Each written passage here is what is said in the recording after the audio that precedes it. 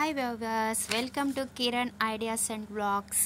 ఈరోజు మనం Korean cheese corn డాగ్ని ఎలా తయారు చేస్తామో చూడబోతున్నాం. దీనికి కావాల్సినటువంటి ఐటమ్స్ అయితే సాసేజ్. ఇక్కడ నేనైతే చికెన్ సాసేజ్ని తీసుకున్నాను.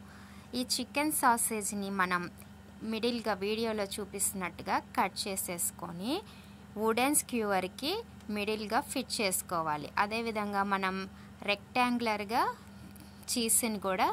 చీజ్ క్యూబ్ని కూడా కట్ చేసి ఆ వుడెన్ స్క్యూవర్కి మేము వీడియోలో చూపిస్తున్నట్టుగా ఫిట్ చేసేసి మిడిల్గా కరెక్ట్గా చూసి ఫిట్ చేయండి. తర్వాత దీనికి కావాల్సినటువంటి మిల్క్, ఇక్కడైతే మేము 1 కప్ ఆఫ్ మిల్క్ అయితే తీసుకున్నాము.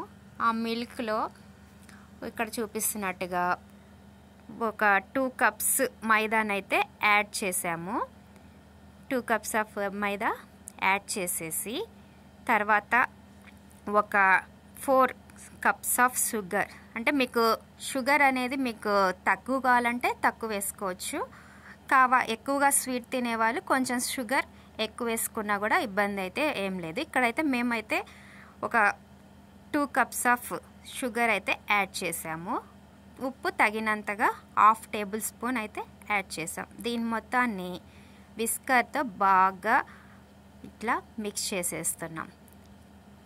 బాగా మిక్స్ అయినటువంటి దీనికి లాస్ట్గా అయితే ఒక ఎగ్గును అయితే కట్ చేసి ఆ ఎగ్గును కూడా వేసేసి బాగా ఇదంతా మొత్తం కలిసిపోయేంత విధంగా మిక్స్ చేసేయండి. మిక్స్ చేసిన తర్వాత మనకు ఒక స్మూత్గా ఇది అయితే తయారవుతుంది. చూస్తున్నారు కదా, వీడియోలో చూపిస్తున్నట్టుగా ఇలా బాగా అంతా కలిసేటట్టుగా మిక్స్ చేసుకోవాలి. నేనైతే ఇక్కడ ఒక గ్లాస్లో తీసేసుకొని అదంతా ఆ మిక్సర్ అంతా యాడ్ చేసి ముందుగా తయారు చేసుకున్నటువంటి కొరియన్ చీజ్ కార్న్ డాగ్ని అందులో వేసి బాగా డిప్ చేశాను. లాస్ట్గా అయితే బ్రెడ్ క్రమ్స్తో మొత్తం దాన్ని స్ప్రెడ్ చేసుకోవాలి. ఈ లోపల మనం దీన్ని డీప్ ఫ్రై చేసుకోవడానికి ఒక బాండీలో నూనెనైతే బాగా వేడి చేసేసుకోవాలి. ఫైనల్గా మనం ఫినిష్ చేసుకున్నటువంటి ఈ కొరియన్ చీజ్ కార్న్ డాగ్ని అందులో వేసేసి 2 వైపులా చాలా జాగ్రత్తగా అయితే ఫ్రై చేసుకోవాలి. లాస్ట్గా మనకి ఈ విధంగా తయారైనటువంటి కొరియన్ చీజ్ కార్న్ డాగ్ని టమోటా కెచప్తో గార్నిష్ చేసుకొని తింటే చాలా ఎమ్మీగా టేస్టీగా ఉంది. ఇక్కడైతే మా పిల్లలైతే తిని బాగా డిన్నర్గా బాగా ఎంజాయ్ చేస్తున్నారు.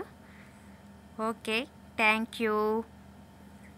మా వీడియోని నచ్చినట్లయితే ప్లీజ్ షేర్, సబ్స్క్రైబ్, కామెంట్ చేసుకోండి. Thank you. Bye bye. Good night.